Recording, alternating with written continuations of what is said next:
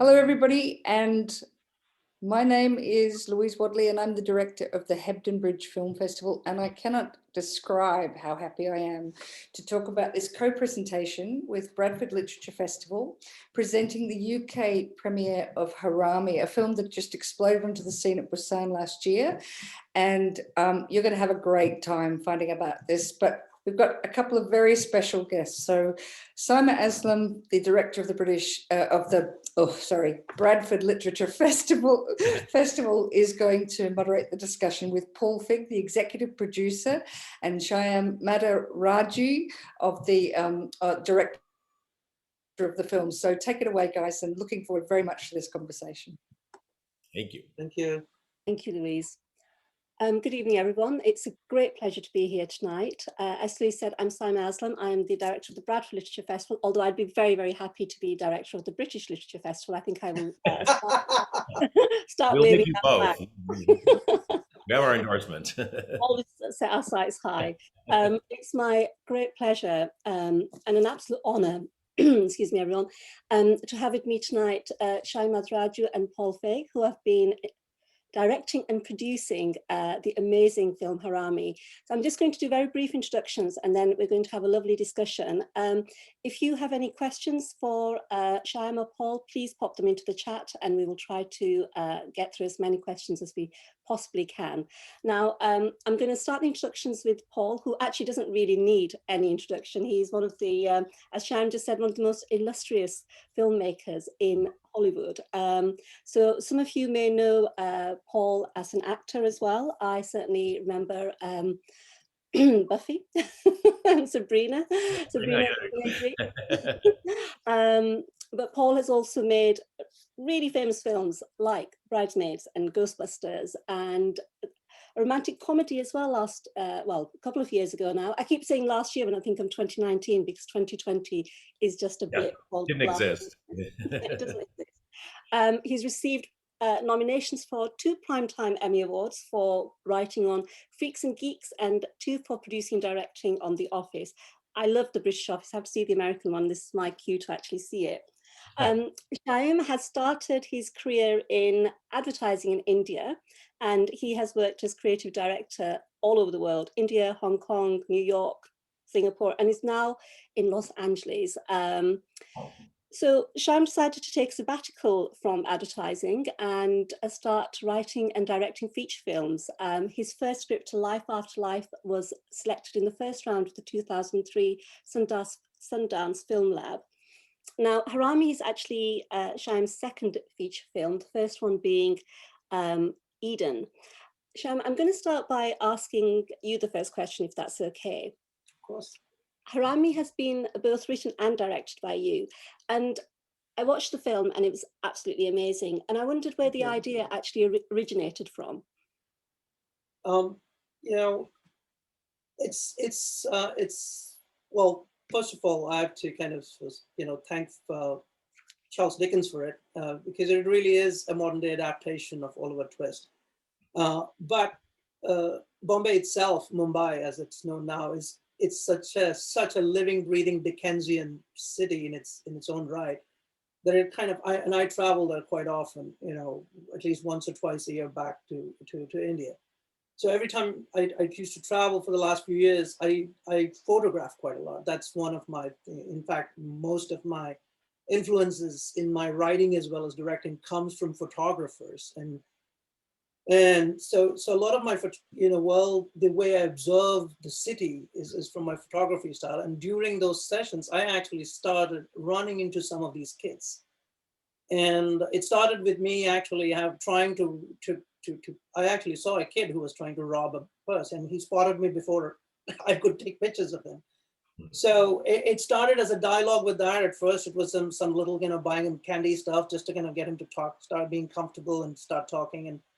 And then I found out more and more about this world of these orphans, abandoned kids who almost live a parallel life within the city's underbelly, and how they're organized and how they're run. And it was just completely mind-numbing to know all that. And from all this came this sense of, the most profound thing that struck with me throughout that whole experience was how they struggle to find or define themselves. And which is really where the central theme for the film came from, the concept of identity. Who are these people? And are they these orphans who don't belong to anyone or to belong to family or to a place? And how do they define themselves, which I took in a much more stronger way.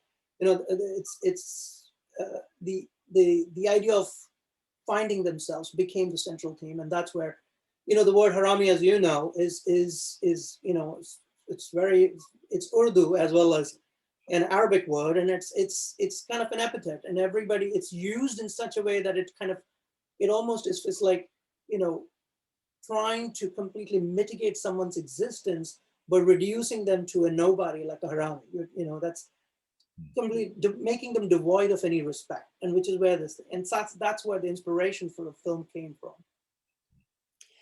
And Paul, what actually led you to become involved with Harami? It was sent to me, the movie, when it was finished, by Dory Zuckerman, who worked with Shyam on this film, and I just absolutely was blown away by it. I mean, you know, you get sent things, and you're kind of like, okay, and a lot of times you're like, okay, that's nice, but whatever.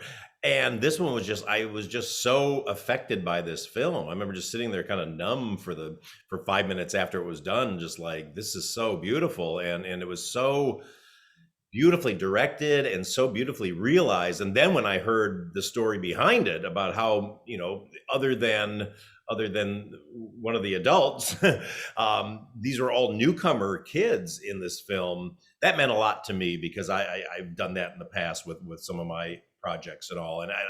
But I know how hard that is. I mean, it's the most difficult thing in the world to kind of manage performances out of non-professionals. And even though they have instincts and all that, I mean, the amount of energy that goes into molding and getting a performance is just unbelievable. So all those things, and on top of the writing and just the filmmaking, which is so beautiful, I said anything I can do to help get this out there. I get very frustrated when I see something great and I go, people have to see this. Like if people, you know, if I think people aren't going to see something, all my alarm bells go off, and I just try to do whatever I can to help.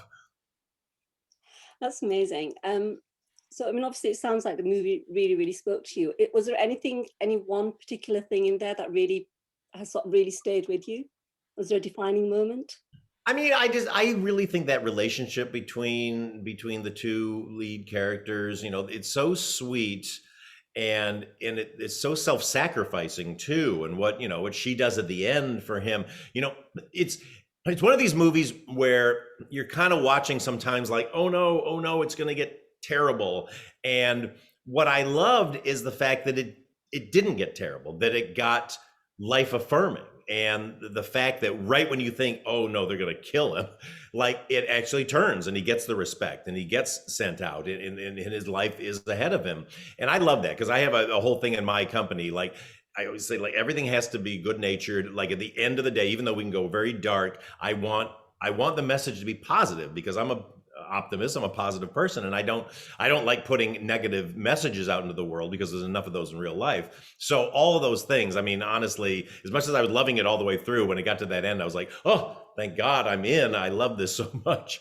Yeah, I have to say the end really gripped me. I was just waiting for that cane to fall. Yeah.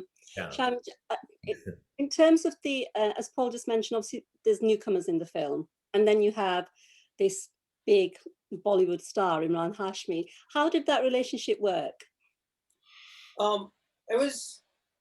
I've never done a Bollywood film, and I have to say I'm petrified at the idea of doing a Bollywood film, and hopefully one day I'll do it. But it's a different animal altogether, and I'm sure if you watched any Bollywood films, you would know it's a completely different craft. It's a completely different style of storytelling, and some of the masters who do it, and I'm nowhere near that. So it always was a very alien thing to me. But one of the very first people we spoke to was Imran, was one of the mix, and Imran kind of really embraced. He read the script, and to my surprise, he actually was kind of literally, without the script in front of him, he had all the dialogues in his head. He was just, talking to me in the tone of Sagar Bhai. And I was just completely taken aback by that. I wasn't expecting that. So it almost was, he was very thespian about it. You know, and that kind of came to me as a very surprising element, because he's such a Bollywood mainstream actor and such a big name there. So for him to kind of approach this, the very first conversation that way, was very humbling and very, you know, encouraging, you know, because I went with a little bit, I'll be honest, I wasn't sure if it was the right, you know, direction in the beginning. But when he came to that and we discussed who the character is, what his eccentricities were, why was, you know, what his background was, there was a lot of personal, you know, background that he brought to it, which made me right away understand that this is someone who gets it, and I don't have to direct him. Because the one thing, and Paul will tell you this, you can never direct anyone on a set. Yeah. You know, it's just impossible to do it. It's all the work you do before it. It's just, you know, and Paul's done this far longer. It's just, you can't direct them, but you can get it out of them. It's a very symbiotic relationship. So that was very assuring to me to see that in him. And it's just, okay, there is a simpatico here. He gets it. He gets the story. That's half the battle. You know, when your actor's already the character before you're even talking to him, they've already made that journey. So it's very easy so it becomes a conversation about the character as opposed to about acting versus directing. And that's where really we both kind of hit the thing. And we did a lot of workshops. We certainly did it. And we kind of, you know, it was always like, and once again, I think Paul's probably would be a guidance on this. A scene is never really a scene. It's what's happened before that and after that really guides an actor's, you know, that's his invisible Google map or in his or her head. And those are the conversations directors and actors have. It's the past and the future that really guides that particular present scene. So we had a lot of those sessions and when we worked together, and that's where really that relation came from. I'm just going to, so we're starting to get questions coming in, and given we're talking about the actors and the script, so we have a question here, which is, people in India switch between different languages almost without thinking about it. Yes, all our bilingual heads, as do the actors in the film.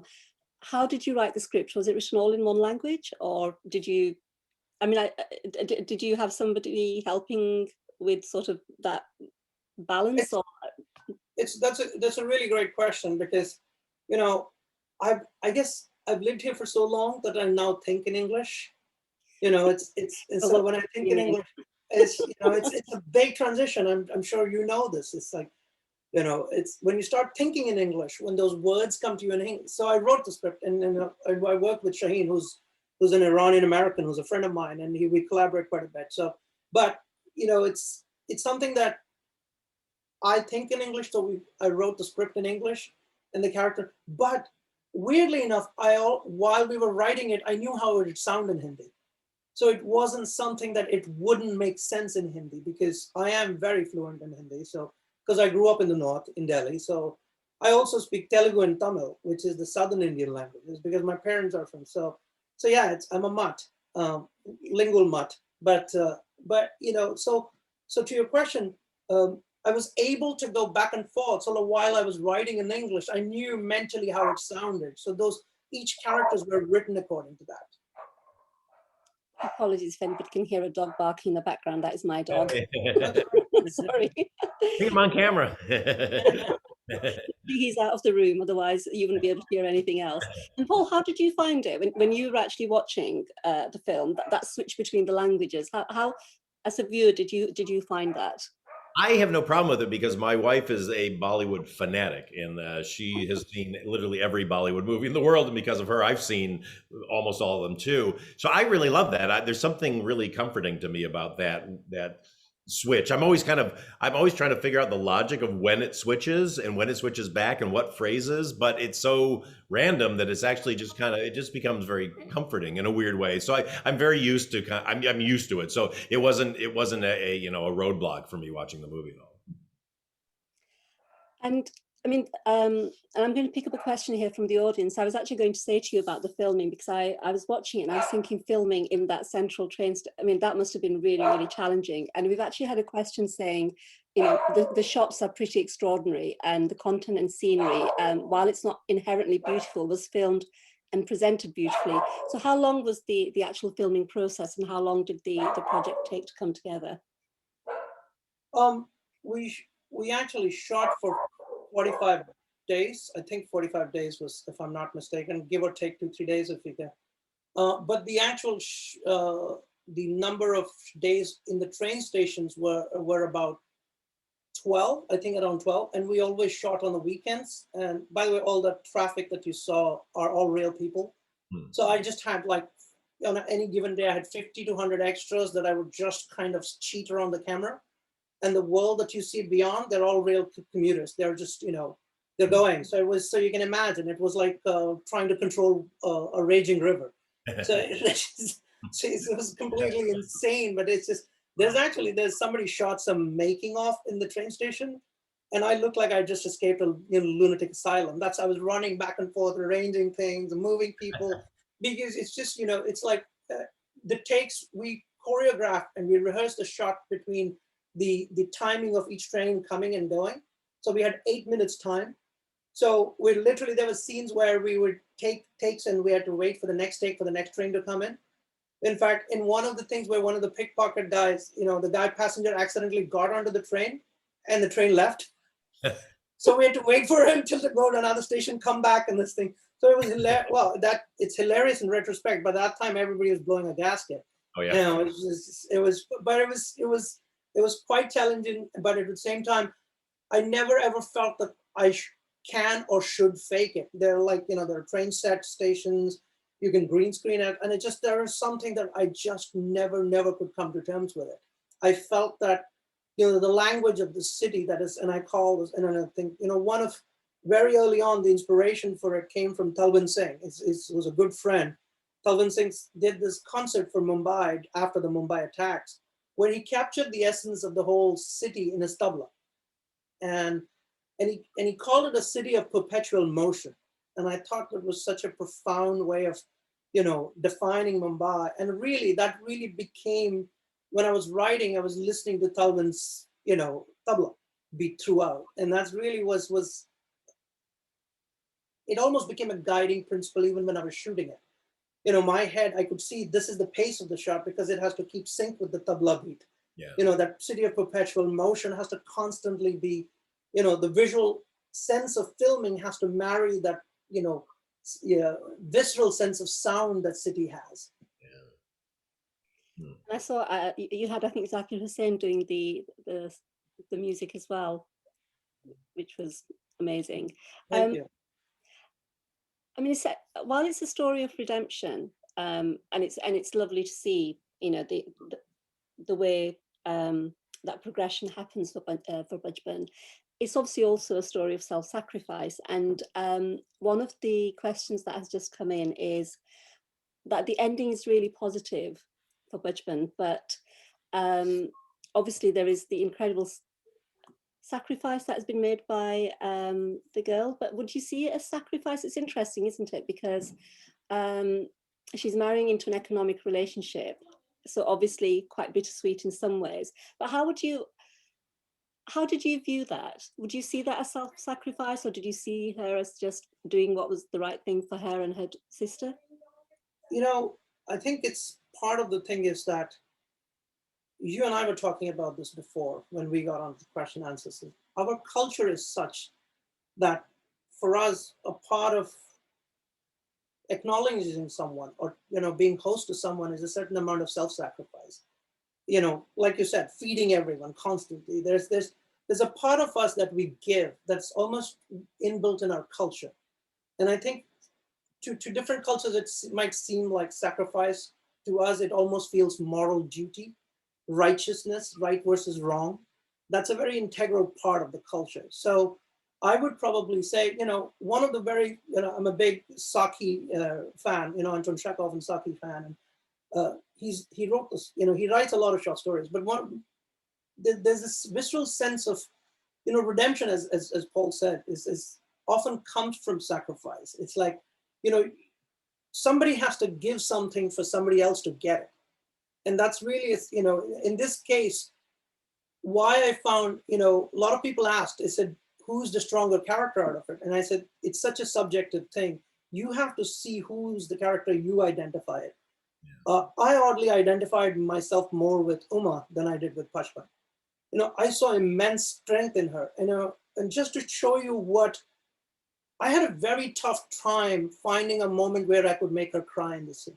There were many places, and I couldn't because I found her to be so strong. There were scenes where I've written where she cries, like where she cries about her father's death. And, Dhanushree, the actress who played it, she brought something to the plate that, as a writer-director, like the saying goes, right? You write one film, you direct another, and then you cut another. Those are three completely different films. And it's a process of evolution. And one of the big steps of evolution that I was Dhanushree, who came into the role. By the way, I'm sorry, my answers are very long. I'll try to keep them shorter. So Dhanushree was one person who brought this strength to the table or to the sessions. When she walked in, she had this quiet storm about her.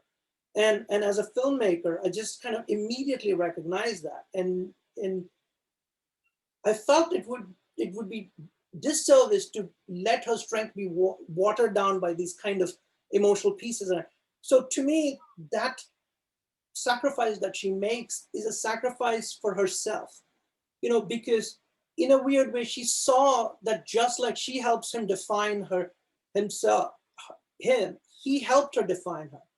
Because when he brought the news, when he saw what he was trying to do for her, she saw what this kid needed and where he needs to. In that, she found her own redemption.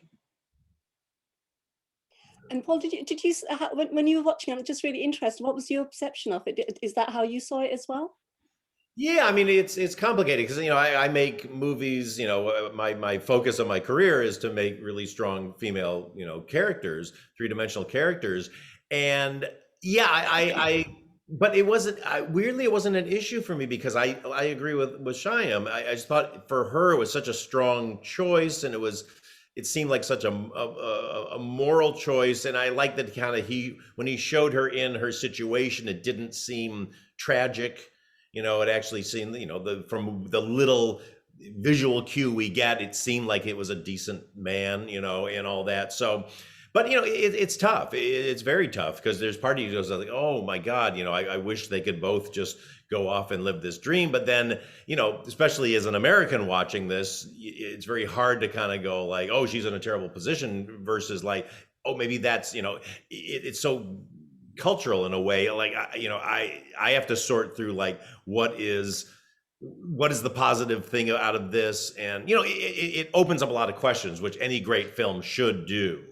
And, I just loved that I didn't, like I said before, end up feeling like, oh no, like something terrible has happened. I was kind of like, okay, I think everybody's in a maybe slightly better place, I hope, but that feeling of hope propels you out of the film and leaves you uplifted, which I think any good film should do. Actually, Paul, I mean, it was one of the things that I wanted to ask you, that a lot of your films have these really strong female protagonists, and it's a real platform for female actors. Is there, and less so, I think, for male actors? Is that something you are naturally drawn to, a conscious choice, or? Oh yeah, it's what I love. I mean, it's all I want to do with my career. I've always just had more of an interest in female characters, just because I feel their stories aren't roundly told and three-dimensionally told. I mean, it didn't used to be this way. I mean, if you go way back, the 30s and 40s, men and women were very equal on screen, and just over the decades it's just gotten terrible, and male characters have been three-dimensional and female characters have been props for men, basically, to either be the hindrance or the prize. But it's not interesting because they don't have anything to do, really. So it's just something I've always loved because I was very close with my mother. All my friends growing up were girls, and then when I got to Hollywood and befriended so many comedians and actresses in all, and then would see them, and they were so funny and talented in real life, and then I'd see them in a film playing a very one-dimensional character.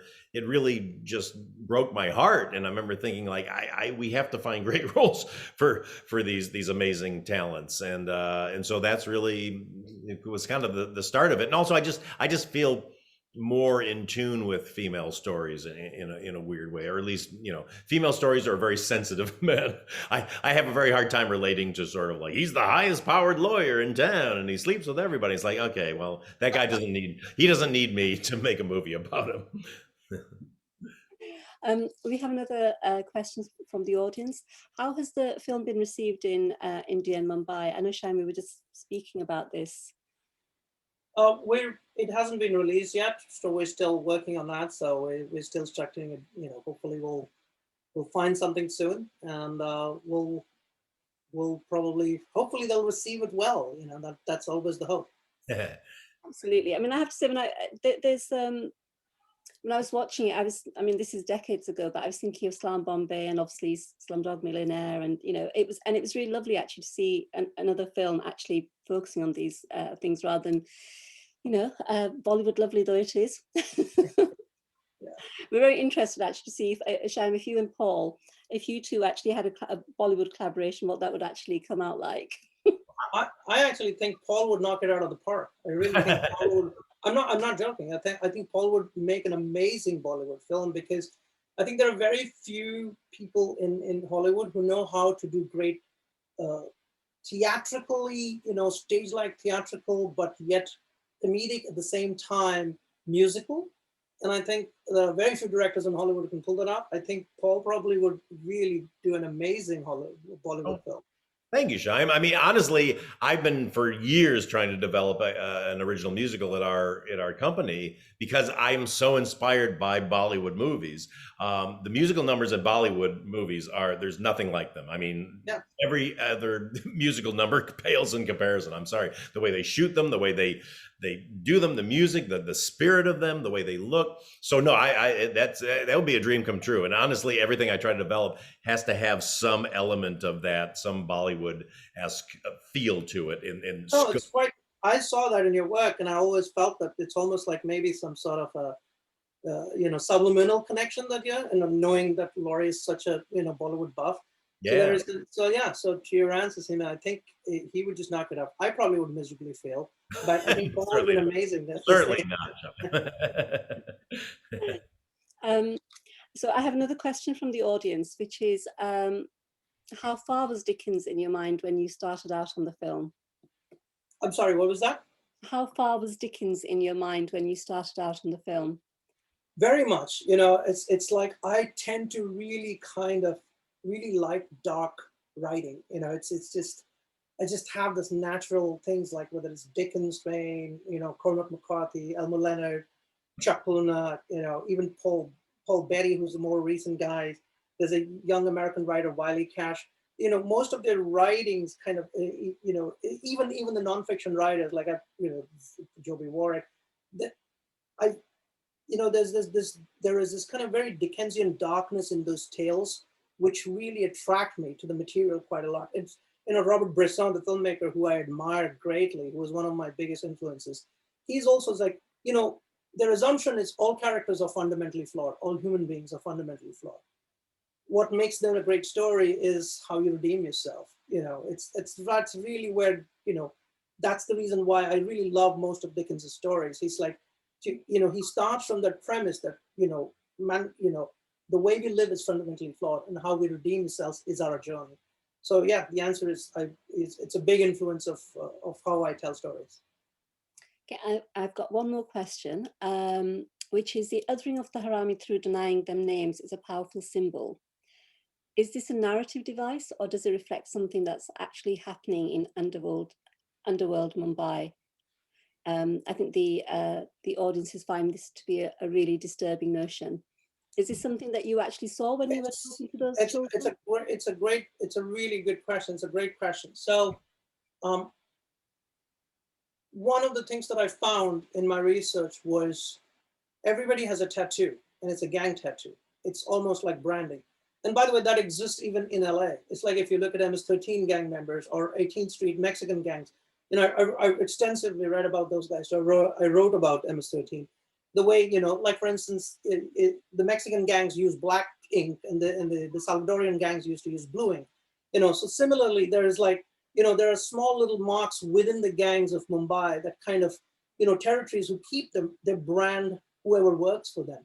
It's a tiny little mark and there's this tiny little thing. In fact, so that it's almost like branding cows. No matter how far you stray, it's very ironic. It's very dark, but that's the way. It's like it's there for life. So one of the kids who had that, and when I was researching, and that's really where the inspiration came from. But in terms of signs versus numbers, that was a very creative choice, because for me, it was a very conscious decision that I didn't want anyone to have names.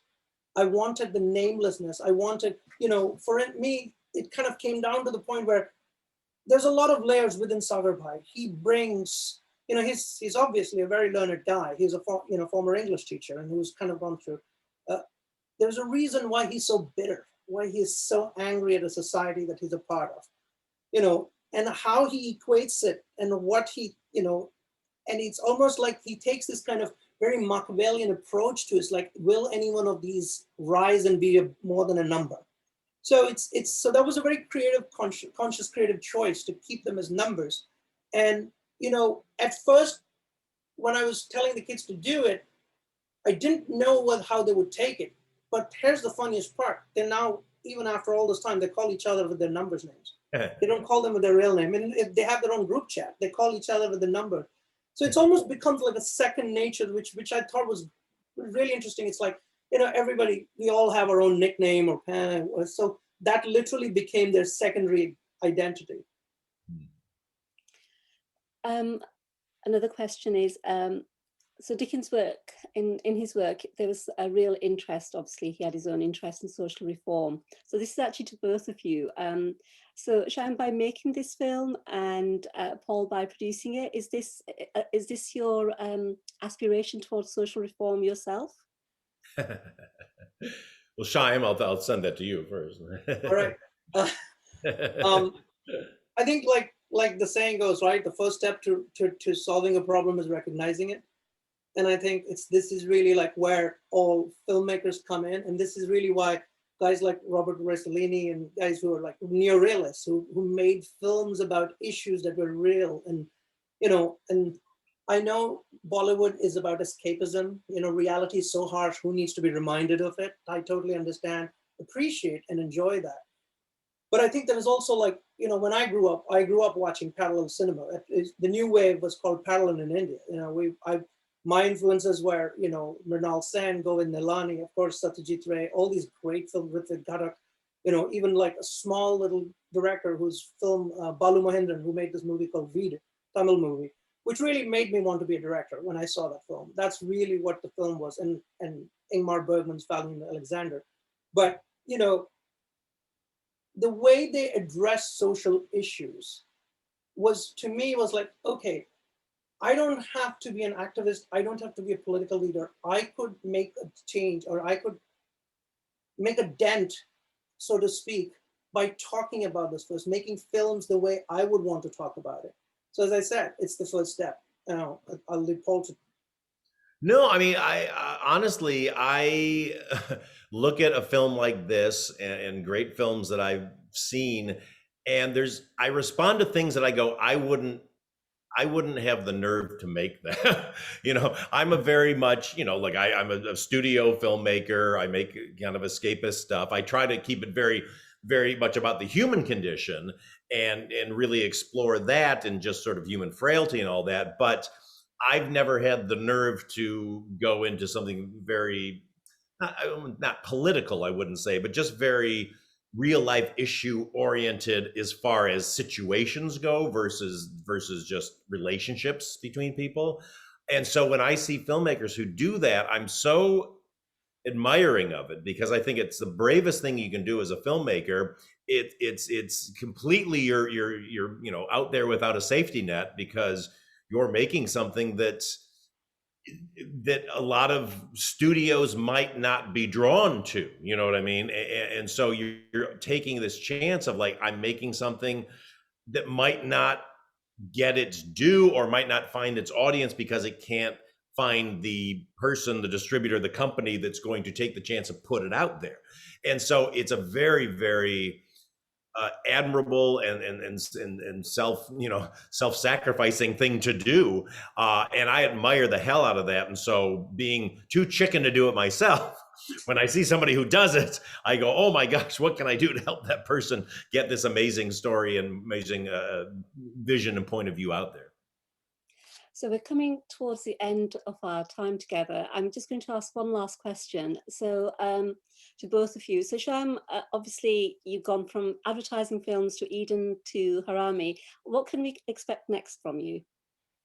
Oh God, you know, I'm excited about this comic book that I acquired. It's actually by an Indian British writer, and it's called These Savage Shores. And it's about, it's set in the late 1800s, and it's about East India Company going to the Indian shores. But, you know, there's a vampire hidden inside the cargo, and it's going, so it's a beautiful, you know, allegory or metaphor, as you want to call it, about colonization in India. And it's a fantastic, so I'm very excited about that. So that's something that we're developing right now and going around. From a feature side, there are a bunch of new stories. I think, you know, I'm kind of really, like, as Paul said, it's just, you know, we're living in times where issues really are coming to the fore. So I automatically gravitate to stories like that. So that's, you know, I'm developing a story about Gandhi, which is very relevant in contemporary times. So, but it takes a different point of view on him. So that's something that I'm excited about. And those are the things that I'm writing right now. That sounds really exciting. And Paul, I understand you're working on something really, really exciting at the moment.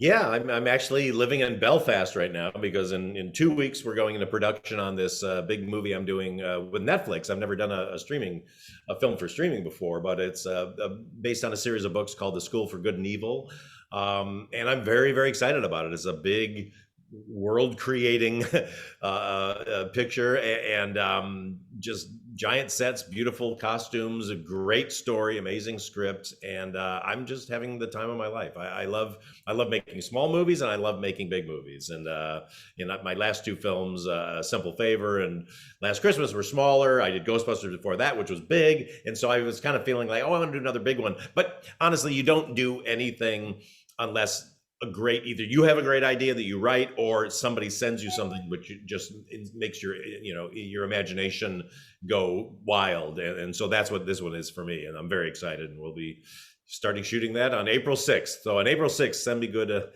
vibes. I will do that. I think both of you are heading towards really, really exciting things, very different things, but both of them extremely exciting. I'm afraid that's, we're running out of time. So thank you so much, Shyam and Paul. It's been really, really lovely to talk to you, and wishing you all the greatest success with this film. Well, special thanks to Paul for finding the time. It's just, and then once again, it's just, I said this in the beginning, and I would love to end on this. It's like, Paul's an amazing evangelist for a small movie like this, and for him to find time and find the space and energy and dedication, I couldn't thank him more, and I'm truly lucky to have that as a first. Thank you, Shyam. You make it easy when you make such a beautiful movie.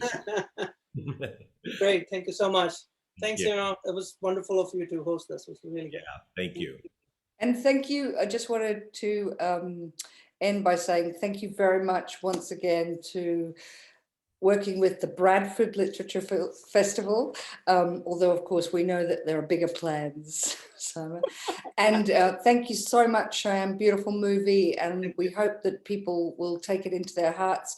And Paul, thank you, such a gent, making time for us. We really appreciate it. We're so excited about what's coming from you next. Thank you, everybody. Great, thanks. Bye.